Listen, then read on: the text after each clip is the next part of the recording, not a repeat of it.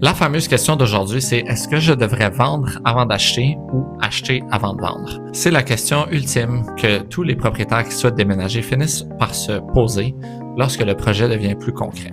Ce qu'il faut toujours se rappeler lorsqu'on se pose cette question, c'est que tout processus contient deux dates importantes.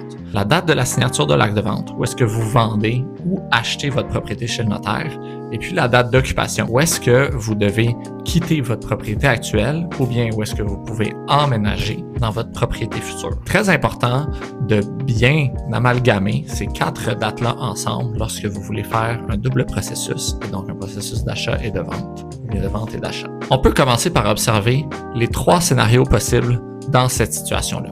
Premier scénario, c'est l'éventualité où est-ce que les propriétaires sont en très bonne santé financière et peuvent se permettre d'acheter leur nouvelle propriété sans avoir vendu leur première propriété. Le deuxième scénario possible, c'est de faire une offre d'achat conditionnelle à la vente de notre propriété pour, par la suite, mettre notre propriété en vente. Troisième scénario possible, c'est de vendre notre propriété en premier, se garder un long délai par la suite pour trouver notre future propriété. On va observer aujourd'hui c'est quoi les avantages et les désavantages de chacun de ces scénarios-là.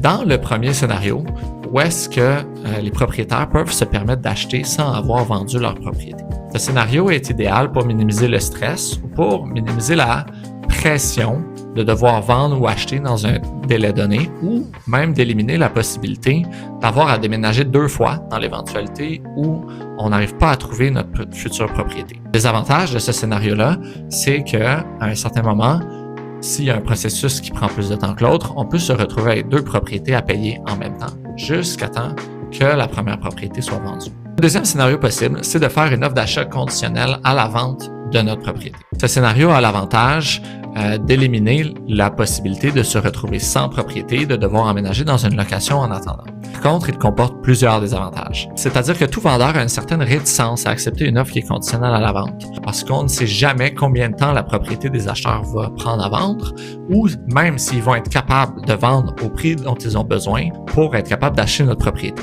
Donc, pour un vendeur, accepter une offre conditionnelle à la vente d'une propriété est très risqué et peu favorable. C'est-à-dire que, en tant qu'acheteur, lorsque vous faites une offre conditionnelle à la vente, vous devez compenser sur le prix pour que le vendeur accepte cette condition.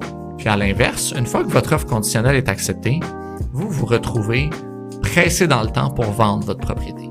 Parce que vous ne voulez pas perdre la propriété sur laquelle vous avez une offre acceptée, vous vous retrouvez un petit peu dans une situation où est-ce que vous avez le petit bout du bâton dans vos 2 processus. Vous devez payer cher pour votre achat, puis vous devez vendre rapidement et donc vous vous sentirez enclin à être plus négociable, plus flexible sur le prix de vente de votre propriété. Le troisième scénario qui est possible est de vendre avant d'acheter.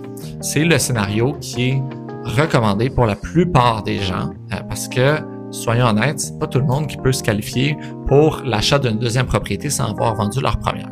La première étape de ce scénario est d'afficher votre propriété en vente. Lorsqu'on affiche votre propriété en vente en utilisant cette stratégie, on va demander la signature de l'acte de vente dans les 60 jours suivant une promesse d'achat acceptée et on va demander une occupation dans les 90 jours ou les 120 jours suivant une offre d'achat acceptée. Vous vous retrouvez dans une période de quelques mois parce que vous avez l'argent de votre vente en main, mais vous pouvez continuer à habiter votre propriété. Vous pouvez utiliser cette période de temps pour faire des offres d'achat sur votre prochaine propriété. Puis à ce moment-là, on va négocier avec les vendeurs d'avoir des délais d'occupation et de notaire qui correspondent au délai de votre vente pour que vous n'ayez pas à déménager 2 fois. Ce scénario est généralement favorable pour la plupart des gens parce que vous avez le gros bout du bâton lorsque vous vendez. Vous n'avez aucune pression dans le temps pour vendre votre propriété.